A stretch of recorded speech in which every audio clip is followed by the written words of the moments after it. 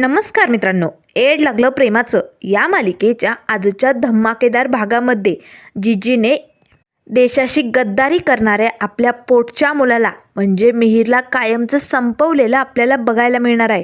तर इथे आता जीजीने लाकडाने मिहिरच्या डोक्यात वार केलेला असतो.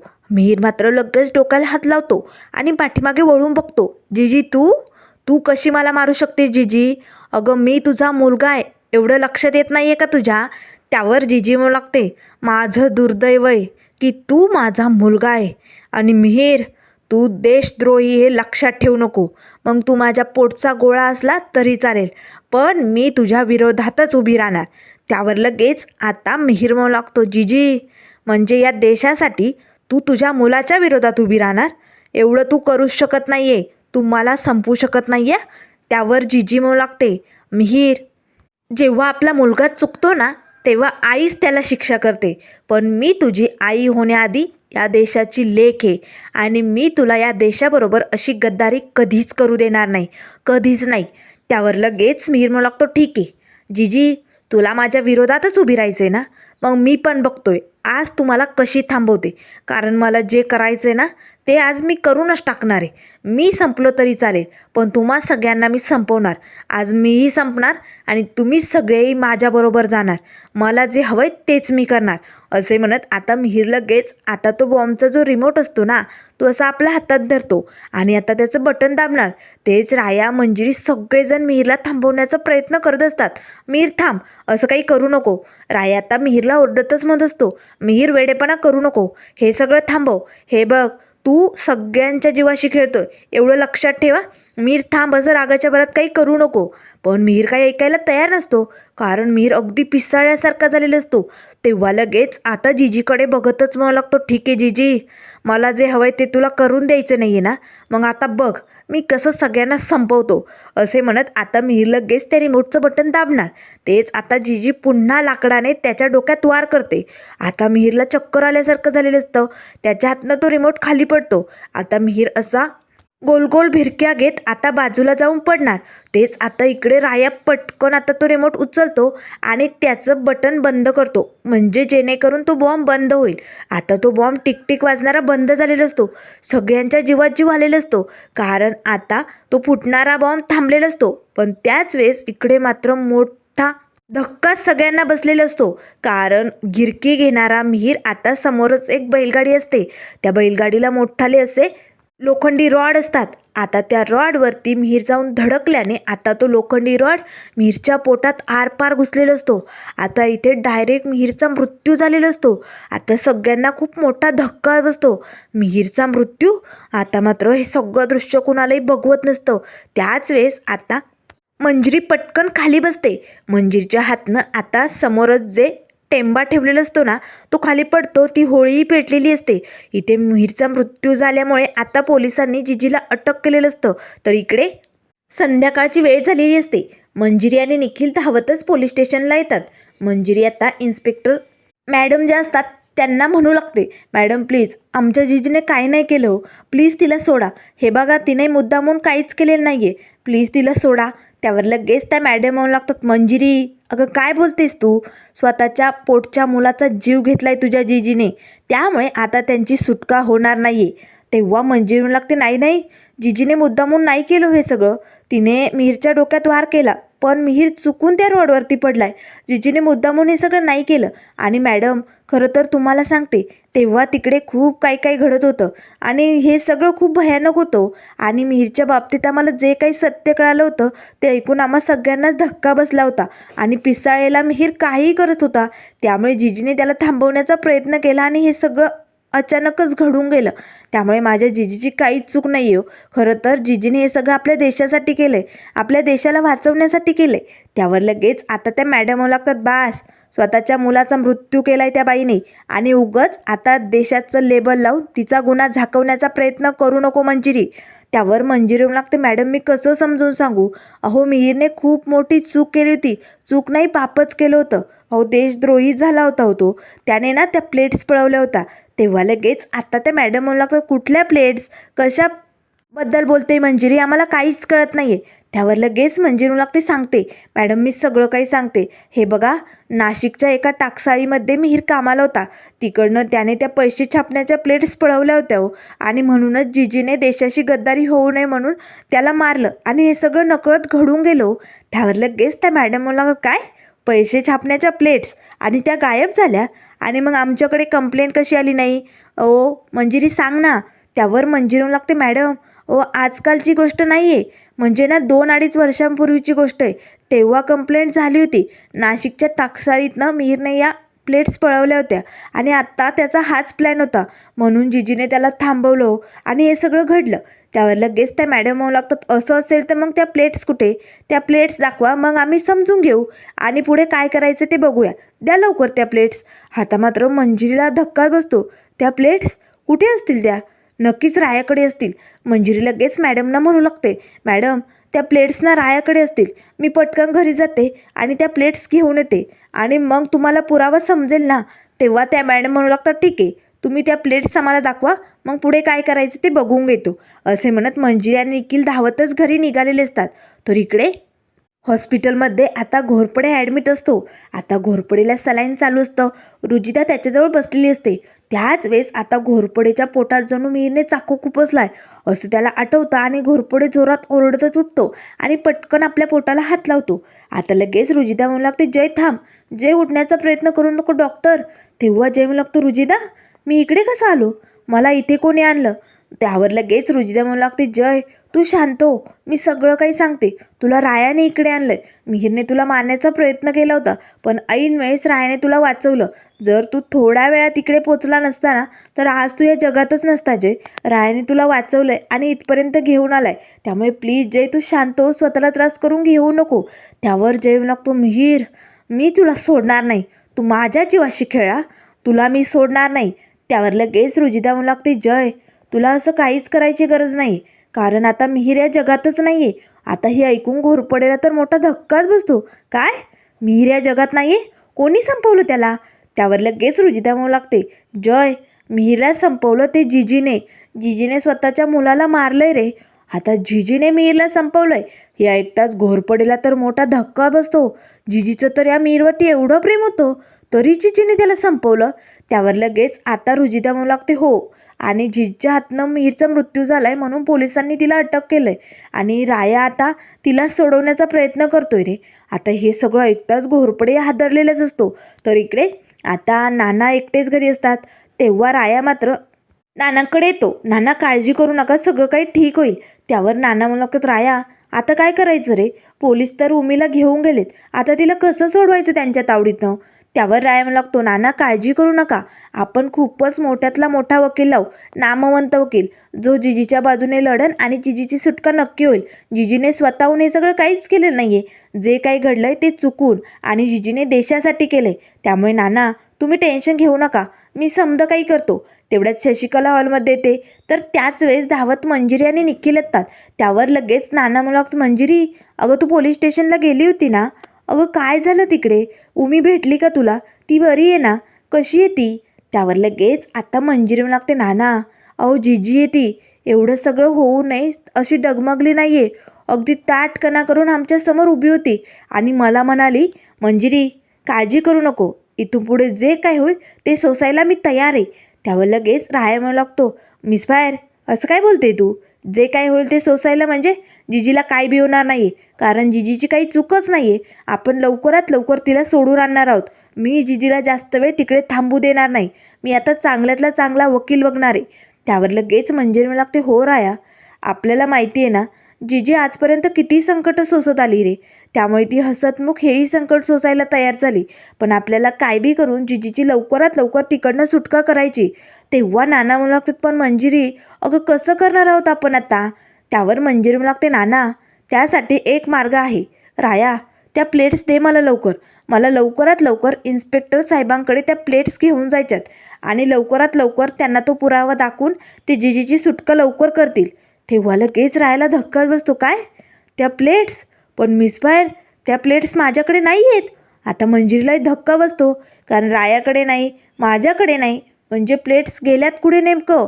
त्याच वेळेस आता शशिकला लगेच बाऊ करते, ए राया खोटं नाटं बोलू नको हा. प्लेट्स तुझ्याकडेच होत्या, तू लपवल्या तर नाही आहे ना? हे बघ, जाऊबाईंचा प्रश्न आहे. प्लेट्स भेटल्या नाही तर जाऊबाई सुटणार नाही, त्यामुळे लवकरात लवकर त्या प्लेट्स दे. कुठे आहेत त्या? तेव्हा राहायला लागतं. काकू गप तू. मिसफायर, खरंच त्या प्लेट्स मिहीरच्या हातात दिल्यानंतर कुठे गेल्या मला खरंच माहिती नाही. कदाचित त्या तिकडेच त्या झटापटीत पडल्या असतील तर. चल मिसफायर, आपण जाऊन शोधूया. मंजिरी आणि राया धावतच तिकडनं निघालेली असतात. त्याच वेळेस शशिकला म्हणू लागते, भाऊजी बघितला हा राया कसा आहे. आता जर त्या प्लेट सापडल्या नाही ना तर जाऊबाईंची सुटका होणं शक्यच नाही आहे. त्यामुळे मी पण जाते. माझा ना या राया मंजिरीवरती विश्वास नाही आहे. आपल्या डोळ्याने बघावं काय होतंय पुढे ते. तुम्ही एकटे राहाल ना भाऊजी? तेव्हा नाना म्हणू लागतात, हो हो मी एकदा ठीक आहे असे म्हणत शशिकलाही तिकडनं राया मंजिरीच्या पाठोपाठ जाते.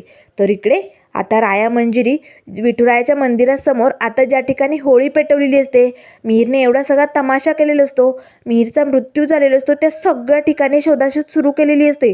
पण तिकडे काहीच सापडत नाही. आता ज्या बैलगाडीचा लोखंडी रॉडवर मिहीर पडलेला असतो ना, त्या आता आजूबाजूला इन्स्पेक्टर साहेबांनी अशी आता नो एंट्रीची पट्टी आखलेली असते आणि त्या भागात कुणालाही जायची परवानगी नसते. त्यावर लगेच राया आता तिकडे जाऊन बघणार. तेच मंजिर म्हणू लागले, राया थांब, तू आतमध्ये जाऊ नको. अरे पोलिसांना जर कळालंय आपण इथे येऊन काही बघितलंय तर ते तुलाही घेऊन जातील रे. एकतर आधी जीजी आतमध्ये गेली, तिला सोडवणं मुश्किल झालंय, त्यात मला आणखीन कुठलाही प्रॉब्लेम नको आहे राय. तू माझ्या सोबतीला हवा आहे. आपल्याला काही करून लवकरात लवकर त्या प्लेट शोधायच्या आहे. त्यावर रायम लागतो, मिसफायर मी इथेच पडला होता, याचा अर्थ त्या प्लेट्स इथेच असतील कुठेतरी. आपण लवकरात लवकर शोधूया. मंजिरीचं आता लक्ष होळीकडे जातं. कदाचित या पेटलेल्या होळीत तर पडल्या नसतील ना. मंजिरी आता एक लाकूड घेते आणि त्या होळीची राख अशी बाजूला करून बघू लागते, पण कुठे बी काय बी मिळत नाही. तेवढ्यात आता ही शशिकला येते आणि म्हणू लागते, राया सापडल्या काही नाही प्लेट्स, दाखव लवकर. त्यावर लगेच रायम लागतो, मिसफायर ही बाई कशाला आली डोकं खायला इकडे. त्याच वेळेस आता शशिकला लागते, राया सापडल्या की नाही सांग. त्यावर रायम लागतो, शोधतोय ना, सापडल्या की सांगू तुला. अजून तरी सापडलेल्या नाही. त्यावर शशिकला लागते, राया थांब, हे सगळं नाटक थांबव. हे बघ, मला माहिती आहे त्या प्लेट्स तूच गहाळ केल्यात, कारण तुला पैसे छापायचे असतील ना. शेवटी आता तू चोरच म्हणायचा, चोराला पैसेच हवे असतात ना. मग गुंडगिरी चांगलीच जमते तुला. लवकरात लवकर सांग कुठे ठेवल्यात त्या प्लेट्स. त्यावर लगेच मंजिरी लागते, काकू तोंडाला येईल ते बोलू नको.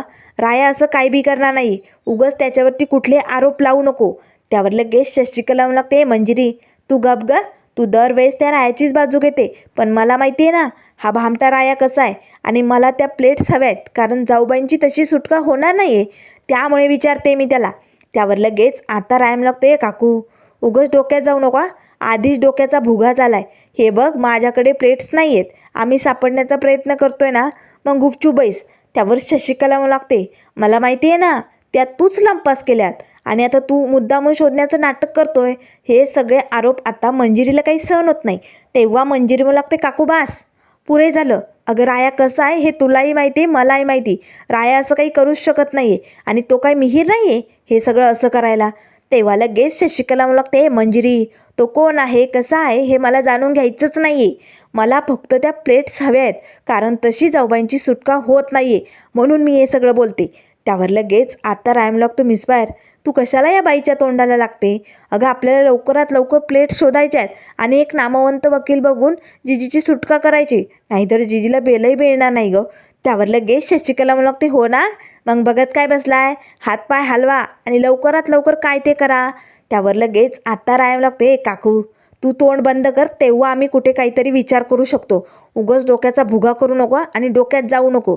आता राया आणि मंजिरी त्या प्लेट शोधत असतात, पण त्या काही कुठे सापडत नाही. शशिकला मात्र भामट्यावाने बघत असते. नक्की या प्लेट्स पळवण्यात शशिकलाचं तर काही हात नसेल ना, हे तर आपल्याला पुढे कळेलच. तर इकडे आता नाना धावतच जीजीला भेटण्यासाठी पोलीस स्टेशनला आलेले असतात. जीजी मात्र जेलमध्ये असतात. नाना येताच आता उमीकडे बघू लागतात. त्यावर लगेच जीजी म्हणू लागते, हो काय झालं हे सगळं, काय होऊन बसलं. त्यावर नाना म्हणू लागतो, उमे तू खूप मोठी चूक केली, तू आपल्या पोटच्या गोळ्याला मारलंय उमे, अगं तू असं कसं करू शकली होती. त्यावर लगेच आता जीजी म्हणू लागते, मिहीर चुकत होता हो, मी तरी काय करणार होते. त्यावर नाना म्हणू लागतात, उमे मिहीरने चूक केली होती मला माहिती आहे, अगं पण आपण त्याच्या चुका सुधारू शकत होतो ना, त्याला समजावून सांगून व्यवस्थित सगळं काही करू शकत होतो ना. पण तू जे काही केलं आहे ना ते खूप चुकीचं केलं आहे उमे.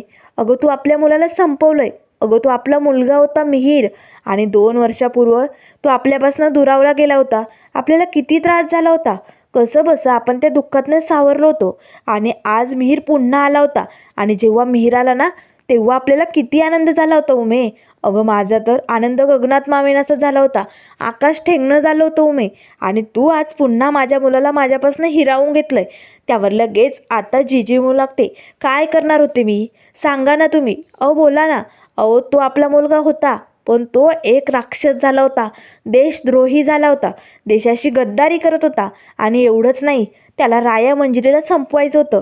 मी जर मिहीरला थांबवलं नसतं ना तर राया मंजिरीला त्याने संपवलं असतं आणि मला ते होऊ द्यायचं नव्हतं. त्यावर नाना म्हणू लागतात. उमे, अगं रायाला वाचवण्यासाठी तू स्वतःच्या मुलाला संपवलं. हे सगळं खूप मोठं भयानक पाप घडलंय तुझ्या हातनं. आणि उमे, किती मनात असलं तरी मी तुला कधीही माफ करू शकत नाही असे म्हणत नाना तिकडनं निघून जातात. जिजी मात्र रडत तिथेच आता त्या बाकड्यावरती बसत असते.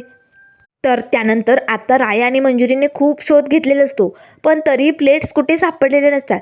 दोघेही आता पोलीस स्टेशनला येतात. त्यावर लगेच आता त्या मॅडम होऊ लागतात. सापडल्या का प्लेट्स? द्या पटकन आणा इकडे. तेव्हा मंजूर लागते. मॅडम, आम्ही खूप सापडण्याचा प्रयत्न केला हो पण प्लेट्स कुठे सापडत नाही. कुठे गेले ना तेच कळत नाही.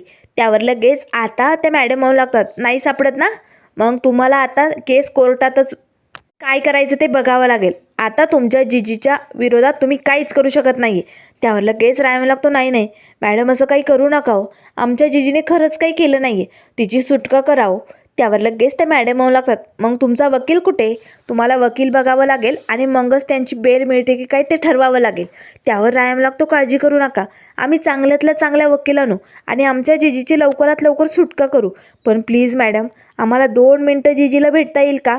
त्यावर लगेच त्या मॅडम लागतात. हो भेटा, पण लगेच बाहेर यायचा, फक्त 2 मिनिट. आता लगेच राया मंजिरी इकडे जिजीजवळ येतात. लगेच आता राया मंजिरीला बघतात. जिजी आपले डोळे पुसते. राया मंजिरी, आलात तुम्ही? त्यावर लगेच राया जिजीचे हात पकडतो. जिजी, तू बरी आहेस ना? कशी आहे तू? त्यावर जिजी म्हणू लागते. मला काय झालं? मी ठीक आहे राया. तुम्ही दोघे ठीक आहात ना? मंजिरी मात्र रडू लागते. तेव्हा राया लागतो. जिजी, काळजी करू नको. आकाश पातळ एक केलं तरी हा राया एक करून तुला इकडनं बाहेर काढणार म्हणजे काढणार. काय बी झालं, जीवाच्या पलीकडे जाऊन राया तुला इकडनं बाहेर काढणार म्हणजे काढणार. त्यावर लगेच मंजिरी रडत असते. तेव्हा जिजी येऊ लागते. मंजिरी, अगं रडायला काय झालं तुला? आत्ता राया काय बोलला बघितलं ना? अगं तो मला इकडनं काय बी झालं तरी बाहेर काढणारच आहे. त्यामुळे मंजिरी, सगळं काही ठीक होईल. उगाच तू कसलंही टेन्शन घेऊ नको. आणि मला काय होणार आहे? मी मग झाले म्हातारी.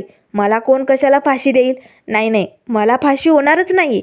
तेव्हा लगेच आता मंजिरी म्हणू लागते. जिजी, अगं काय बोलते तू? त्यावर राया लागतो. जिजी, असं अभद्र काय बी बोलायचं नाही.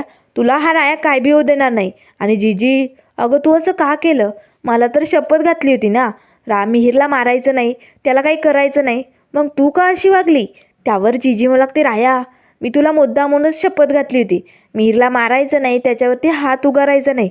हे सगळं का केलं माहिती आहे? कारण मला माहिती होतं या पिसाळेला मिहीरला कोणीतरी संपवायला हवंच. पण मला त्या मिहीरला संपवून तुझं आयुष्य खराब होऊ द्यायचं नव्हतं रे. त्यामुळे राया, मी तुला वचनात अडकवलं आणि मिहीरला स्वतः संपवलं.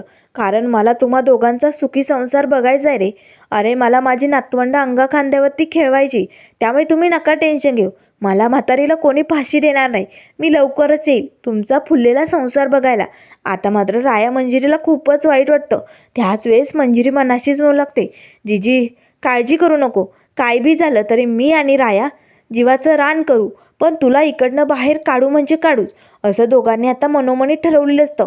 तर त्यानंतर मित्रांनो पुढील भागामध्ये आपल्याला बघायला मिळेल राया, मंजिरी आणि निखिल तिघेही आता रात्री गावात शोध घेत असतात. त्याच वेळेस आता मंजिरी रडत असतानाच राया तिला मिठी मारतो आणि लागतो. मिस फायर, काळजी करू नको. हा राया तुला कधीही दुखू देणार नाही आणि तुझ्या जिजीला लवकरात लवकर सोडवणार. कारण या रायाचं तुझ्यावरती खूप प्रेम आहे मिस फायर. या रायाला तुझ्या प्रेमाचं एड लागलंय. त्यामुळे तुझ्या सुखासाठी हा राया काय बी करू शकतो, असे म्हणत आता रायाने मिस फायरला घट्ट मिठी मारलेली असते. त्याच वेळेस आता मंजिरी आणि निखिल तिकडनं घरी जातात. आता राया मात्र काहीतरी शोधण्यासाठी पुढे चाललेला असतो. तेवढ्यात रायाचा फोन वाजतो. राया फोनवरती बोलत असतानाच अचानक पाठीमागनं एक गाडी येते. आता त्या गाडीचा दरवाजा उघडताच राया खाली पडतो. आता त्यातनं काही गुंड खाली उतरतात, रायाच्या तोंडावरती स्प्रे मारतात आणि रायाला किडनॅप करून तिकडनं घेऊन जातात. आता मात्र या प्लेट्स पळवणारा नेमकं कोण मास्टर माइंड असेल आणि कोणी रायाला किडनॅप केलं असेल? कारण घोरपडे तर हॉस्पिटलमध्ये, का हे सगळं काम शशिकलाचं तर नसेल ना? नेमकं या पाठीमागे आता कोण खलनायक तयार होणार हे आपल्याला लवकरच कळेल. त्यामुळे मित्रांनो, अशाच मालिकेंच्या अपडेट पाहण्यासाठी चॅनलला लाईक करा, सबस्क्राईब करा. व्हिडिओ पाहिल्याबद्दल धन्यवाद.